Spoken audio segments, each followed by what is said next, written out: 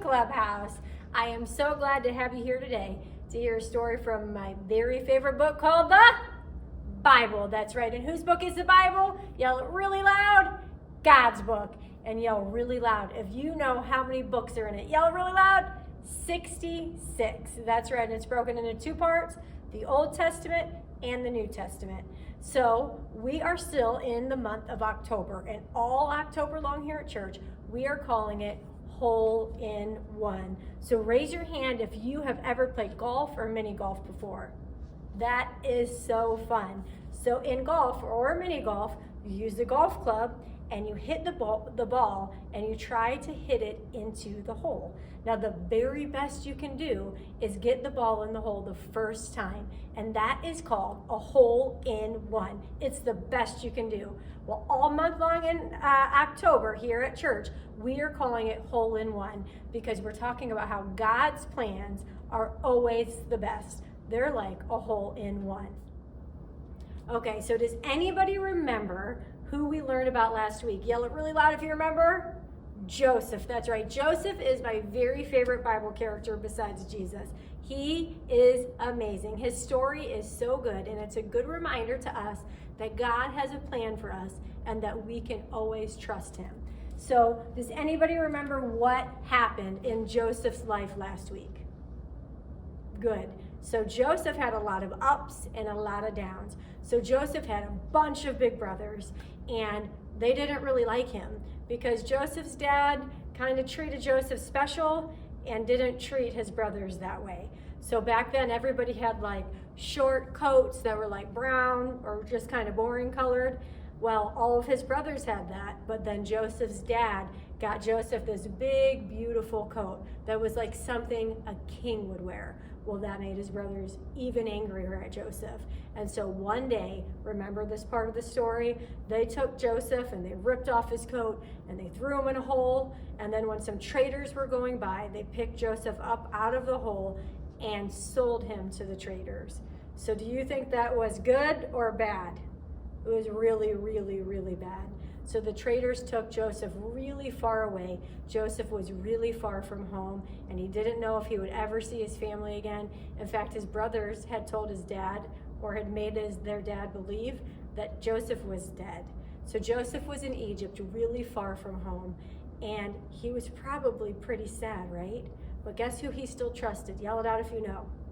God, that's right. Joseph trusted God even when he was really far from home because his brothers had done this terrible thing to him.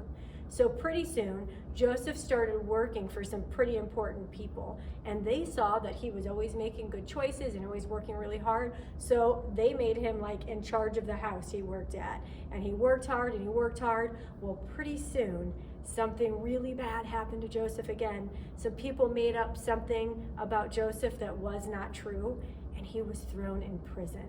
So now Joseph was in prison for something he did not do. Would that be really, really hard? Let me see your face to show it would be really, really hard, right? So Joseph was in prison, but guess who he still trusted? Yell it out if you know. He still trusted God, and he still worked hard, and he still made the right choices, and he still trusted God. And pretty soon, the people in prison noticed that Joseph was always doing what was right, and they put him in charge of the prison. So he like made sure it was clean, and made sure the prisoners were all good. So one day, and this is where our story picks up, all that was what we talked about last week. Pharaoh kept having these really crazy dreams. Now, Pharaoh was the king of Egypt, super important guy, okay? And he heard that Joseph was good at explaining what dreams meant. So he had Joseph pulled out of prison, and he said, Joseph, these were my dreams. Can you please tell me what they mean? And Joseph was happy to help, but he did say, it's not me that understands your dreams. It's God, and he tells me. So he listened to the king's dreams, and God helped Joseph understand what the dreams meant. And so Joseph said to the king, he said, what your dream means is that for 7 years, 1, 2, 3, 4, 5, 6, 7, there's going to be lots of food that grows and grows and grows. We're going to have more than enough food. And then for 7 years after that, there's going to be no food. It's called a famine. So the crops weren't going to grow. The land was not going to be able to grow any food. And Pharaoh was like, oh my goodness. And Joseph said, don't worry, this is what you need to do. You need to hire somebody really smart to collect food during the 7 years where there was going to be a lot of food, so that when the 7 years come where there's no food, you can use the food that you saved. That way, people won't starve. But otherwise, people were going to starve during those 7 years of no food. Pharaoh thought that was a great idea. Everybody do thumbs up. Pharaoh was like, that is a great idea. And you seem to really be smart and you trust God, and it seems like you are the right guy for the job. So he put Joseph in charge. He kept Joseph out of prison, where remember, he didn't really belong to begin with, and Joseph had a very important job in Egypt. So for 7 years, there was lots of food. Lots and lots and lots of food. So Joseph made sure that when there was lots of food, there was some that was used for the people then, and then there was some that was saved.